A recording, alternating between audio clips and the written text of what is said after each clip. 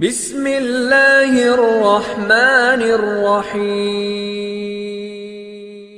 ناظرین گرامی، یہودی محققین نے انکشاف کرتے ہوئے دنیا بھر کو آگاہ کیا کہ یاجوج ماجوج اسرائیل کے ایک علاقے سے نکلیں گے، جس کے بعد اسرائیلی قوم اس کی تیاریاں کرنے لگی۔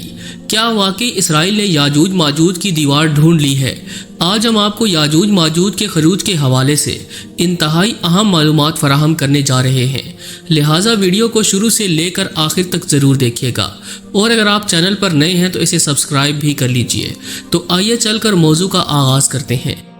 ناظرین گرامی، سب سے پہلے ہم آپ کو بتاتے ہیں کہ یاجوج ماجوج دراصل کون ہیں اور ان کا ذکر قرآن پاک اور احادیث مبارکہ میں کس طرح سے آیا ہے۔ یاجوج ماجوج کا ذکر الہامی کتابوں میں اس طرح سے آتا ہے کہ یہ ایک خونخوار اور آدم خور مخلوق تھی، جس کو حضرت ذوالقرنین علیہ السلام نے ایک آہنی دیوار تعمیر کر کے تمام انسانی آبادی سے دوسری جانب قید کر دیا تھا۔ قرآن مجید کی سورۃ الکہف میں اس کا ذکر موجود ہے۔ ارشاد ربانی ہے، یہاں تک کہ جب دو پہاڑوں کے درمیان پہنچے تو انہیں ان پہاڑوں سے پہلے کچھ لوگ ملے جن کے بارے میں ایسا لگتا تھا کہ وہ کوئی بات نہیں سمجھتے۔ اس قرآنی آیت کے حوالے سے مفسرین اور محققین نے لکھا ہے کہ جب حضرت ذوالقرنین علیہ السلام سفر کرتے وہاں جا پہنچے، جو آرمینیا اور آذربائیجان کے نزدیک واقع ہے، تو وہاں دو پہاڑوں کے بیچ سے ایک ایسی قوم نکلا کرتی تھی جو کھیت کھلیان تباہ کرتی، وہاں رہنے والے ترکوں کو بے دردی سے قتل کرتی اور ان میں سے زندہ بچ جانے والوں کو اپنا غلام بنا لیتی۔ وہاں کے باشندوں نے اس عذاب سے بچنے کے لیے حضرت ذوالقرنین علیہ السلام سے درخواست کی کہ وہ کسی طرح سے ان کی جان اس درندہ صفت مخلوق سے بچا لیں۔ تب بہت ہی غور و فکر کے بعد یہ طے کیا گیا کہ اس خون خوار مخلوق اور انسانی آبادی کے درمیان کوئی رکاوٹ کھڑی کر دی جائے جسے وہ کسی بھی صورت عبور نہ کر سکیں۔ یہ وحشی لوگ یاجوج ماجوج ہی تھے۔ قرآن پاک میں اس کا ذکر کچھ یوں بھی آتا ہے، انہوں نے کہا، اے ذوالقرنین، یاجوج ماجوج اس زمین میں فساد پھیلانے والے لوگ ہیں، تو کیا ہم آپ کو کچھ مال کی پیشکش کر سکتے ہیں جس کے بدلے آپ ہمارے اور ان کے درمیان کوئی دیوار بنا دیں؟ یہ سن کر حضرت ذوالقرنین علیہ السلام نے کہا کہ اللہ نے جو مجھے اقتدار عطا فرمایا ہے میرے لیے وہی کافی ہے۔ تم سب لوگ ہاتھ اور پاؤں سے کام لیتے ہوئے میری مدد کرو تاکہ میں تمہارے اور ان کے درمیان ایک مضبوط دیوار کھڑی کر سکوں۔ پھر حضرت ذوالقرنین علیہ السلام نے لوہے کے بڑے بڑے ٹکڑے دونوں پہاڑوں کے درمیان کھڑے کر دیے اور لوگوں سے کہا کہ ان کو دہکاؤ۔ جب وہ انگارے کی طرح سرخ ہو گئے تو اس پر پگھلا ہوا تانبا ڈالا تاکہ لوہے کے ٹکڑے مضبوطی کے ساتھ ایک دوسرے سے جڑ جائیں۔ یہ دیوار اتنی مضبوط بن گئی کہ یاجوج ماجوج نہ تو اس سے پھلانگ سکتے تھے اور نہ ہی اس میں کوئی سوراخ کر سکتے تھے۔ بیان کیا جاتا ہے کہ اس دیوار کی لمبائی 50 میل اور اونچائی 290 فٹ ہے، جبکہ چوڑائی 10 فٹ تھی۔ کچھ مورخین دیوار چین کو یاجوج ماجوج کی دیوار قرار دیتے ہیں، مگر یہ بالکل بھی درست نہیں، کیونکہ دیوار چین مشرق کی جانب واقع ہے اور یہ دیوار سیمنٹ اور اینٹوں سے تعمیر کی گئی ہے، جسے منگولوں نے کئی مرتبہ عبور بھی کیا، جبکہ یاجوج ماجوج کی دیوار شمال کی جانب ہے، جو فقط اللہ کے حکم سے ہی گر سکتی ہے۔ دوستو، کچھ محققین کے مطابق حضرت ذوالقرنین علیہ السلام نے جن دو پہاڑوں کے درمیان سفر کیا وہ کوکیسین ماؤنٹینز ہیں، جو دو سمندروں یعنی بحیرہ اسود اور کیسپین نامی سمندر کے درمیان پھیلے ہوئے ہیں۔ اس پہاڑی سلسلے میں ایک جگہ بہت ہی بلند ترین پہاڑ ہے جن کے درمیان وہ واحد رستہ ہے جہاں سے گزرا جا سکتا ہے، مگر یہ راستہ اب مکمل طور پر برف سے ڈھک چکا ہے۔ اس کے اندر لوہا اور تانبا بھی موجود ہے، اور محققین کہتے ہیں کہ یہی حضرت ذوالقرنین علیہ السلام کی دیوار ہے جس کے پیچھے یاجوج ماجوج قید ہیں۔ آپ کو یہ بھی بتاتے چلیں کہ یاجوج ماجوج کا تذکرہ احادیث مبارکہ میں کن الفاظ میں ہوا۔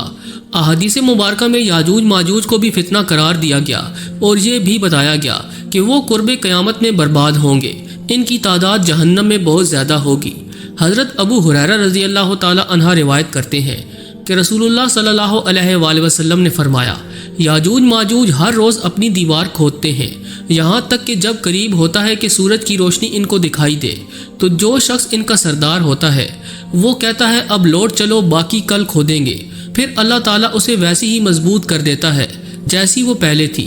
تاریخ کے مطابق یاجوج ماجوج حضرت نوح علیہ السلام کے ایک بیٹے یافس کی اولاد میں سے ہیں، جو خانہ بدوش اور وحشی قبائل پر مشتمل تھی۔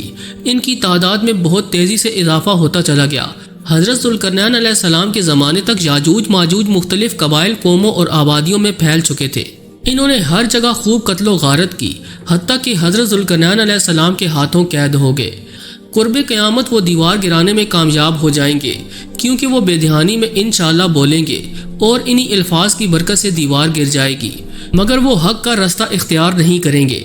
دیوار گرنے کے بعد وہ شور مچاتے ہوئے انسانی آبادیوں میں داخل ہو جائیں گے اور بدترین فساد برپا کریں گے۔ وہ بستیوں کو اجاڑ دیں گے اور ہر جگہ شر پھیلا دیں گے۔ جب ان کا وحشی گروہ جھیل تبریہ سے گزرے گا تو صحیح مسلم کی ایک حدیث شریف کے مطابق وہ اس جھیل کا سارا پانی پی جائیں گے۔ جب کوئی دوسرا گروہ وہاں سے گزرے گا تو یہی سمجھے گا کہ یہاں تو جیسے کبھی پانی ہوتا ہی نہیں تھا۔ آپ کو بتاتے چلے کہ تبریہ جھیل اسرائیل میں تازہ پانی کی سب سے بڑی جھیل ہے۔ اس کا ذکر تورات اور انجیل میں بھی آیا ہے۔ حضرت عیسیٰ علیہ السلام نے اپنی زندگی کا بڑا حصہ اسی جھیل کے ساحل پر گزارا۔ آپ یہ جان کر بھی حیران ہوں گے کہ حال ہی میں چند یہودی سائنسدانوں نے یہ دعویٰ کیا کہ یاجوج ماجوج اسرائیل سے نکلیں گے۔ ان کے مطابق وہ کسی پہاڑ یا دیوار کے پیچھے قید نہیں بلکہ زیر زمین موجود ہیں، اور ایک دن اچانک اسرائیل کے ایک پہاڑی علاقے سے نمودار ہوں گے اور دنیا بھر میں پھیل جائیں گے۔ یاجوج ماجوج خروج کے بعد جھیل تبریہ سے قتل و غارت کرتے ہوئے یہ اعلان کرتے جائیں گے کہ زمین پر ان کا قبضہ ہو چکا ہے۔ وہ سب کو اپنی اطاعت کرنے کا حکم جاری کریں گے۔ وہ بدبخت یہ اعلان بھی کریں گے کہ زمین پر حکومت قائم کرنے کے بعد اب وہ آسمانوں پر اپنی حکومت قائم کریں گے، اور یہ کہہ کر آسمان کی طرف ایک تیر پھینکیں گے جو خون آلود ہو کر واپس آئے گا۔ اس وقت حضرت عیسیٰ علیہ السلام کا نزول ہو چکا ہوگا۔ وہ تمام مسلمانوں کو لے کر کوہ طور کی طرف محفوظ مقام پر لے جائیں گے۔ وہاں پہنچ کر حضرت عیسیٰ علیہ السلام اور تمام مسلمان مل کر اللہ سے دعا کریں گے کہ اے اللہ ان ظالموں کی گردنوں میں ایسا کیڑا پیدا فرما جو ان کی ہلاکت اور بربادی کا باعث بن جائے۔ اللہ تعالیٰ یہ دعا قبول فرما لیں گے اور یاجوج ماجوج کی گردنوں میں ایسا کیڑا پیدا ہوگا جو ان سب کو ہلاک کر ڈالے گا۔ پوری زمین ان کی لاشوں سے بھر جائے گی۔ دنیا کے گوشت خور جانور اور پرندے ان کے گوشت کو کھا کر موٹے تازے ہو جائیں گے۔ پھر اللہ تعالیٰ بارش برسا کر زمین کو ان کی نحوست سے پاک کر دے گا۔ ناظرین گرامی، یاجوج ماجوج کے نکلنے کا وقت حضرت امام مہدی علیہ السلام کے ظہور اور پھر خروج دجال کے بعد ہوگا، جبکہ اس وقت حضرت عیسیٰ علیہ السلام دجال کو قتل کر چکے ہوں گے۔ ان کے نکلنے کی ایک علامت جھیل تبریہ کے پانی کا تیزی سے کم ہونا بیان کیا جاتا ہے۔ یہ بات بھی خاصی دلچسپ ہے کہ مغربی دنیا جو خود کو سیکولر ہونے کا دعویٰ کرتی ہے، وہ بھی مختلف زمانوں میں مختلف طریقوں سے یاجوج ماجوج کو بیان کرتی آئی ہے۔ جب فرانس کے نپولین نے بہت سے ملک فتح کیے تو مغرب کے عیسائی راہبوں نے فرانسیسیوں کو یاجوج ماجوج کہا۔